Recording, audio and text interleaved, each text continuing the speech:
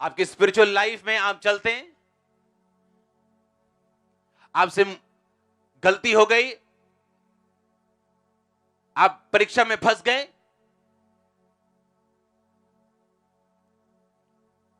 अब क्या?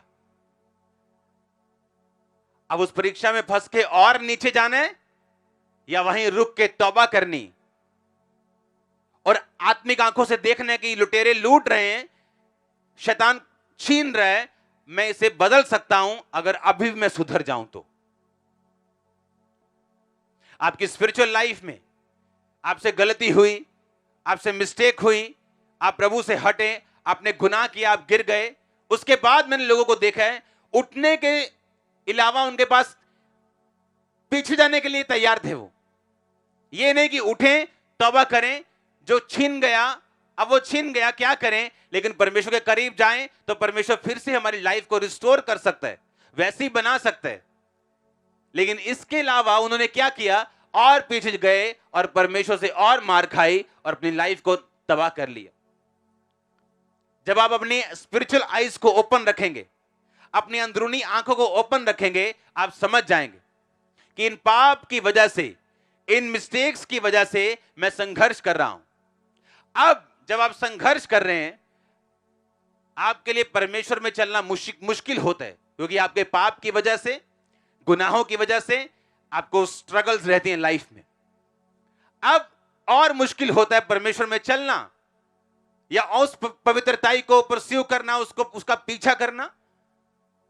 लेकिन जब आप फैसला कर लेते हैं कि मैं जो देख रहा हूं वो सही नहीं, अगर मैं सही तरीके से परमेश्वर में नहीं चला और प्रभु के सामने नहीं मुड़ा तो ये कंडीशन और बुरी होगी।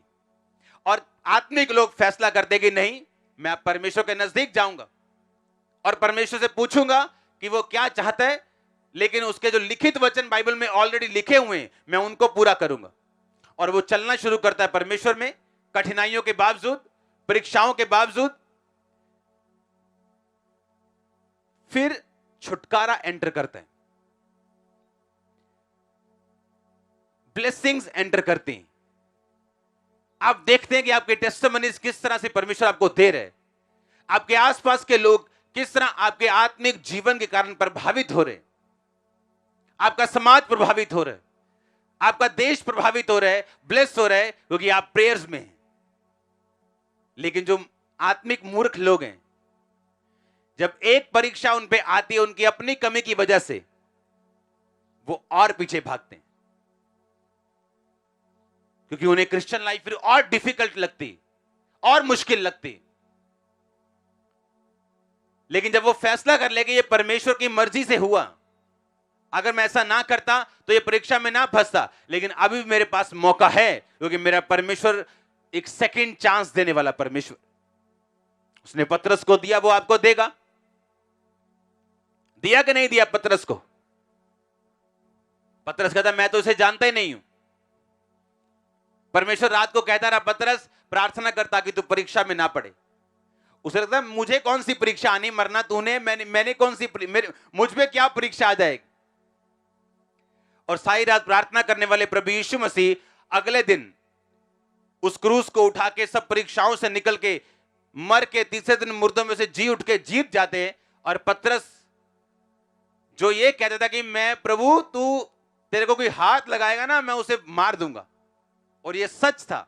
जब पतरस जब प्रभु को पकड़ने के लिए आए तो पतरस ने तलवार मारी थी और कान उसका उड़ा दिया था।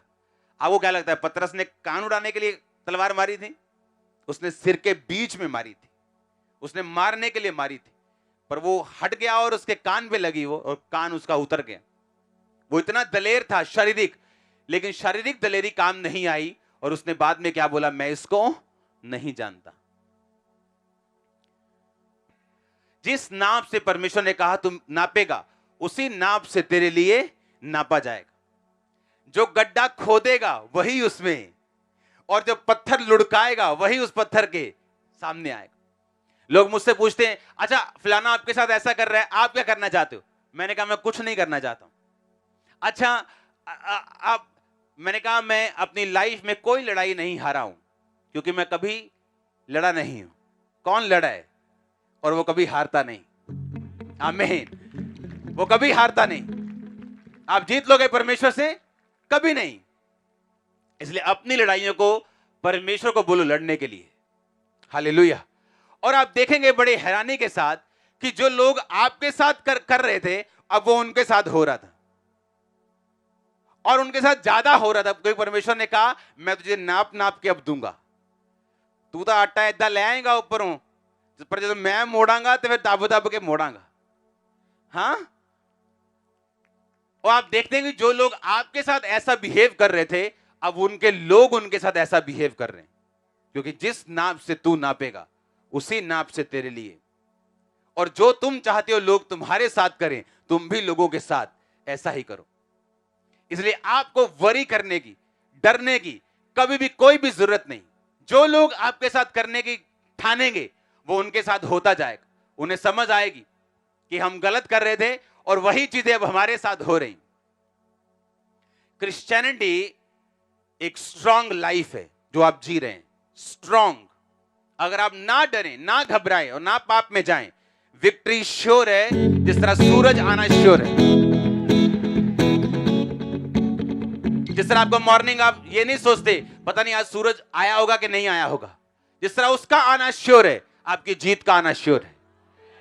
रात आ सकती, बादल आ सकते, आंधियां आ सकती, अंधेरा आ सकता है, पर सूरज आना श्योर है। आपकी जीत श्योर है, चंगाई श्योर है। आमीन। ऊंचा ये आशीष आपकी है।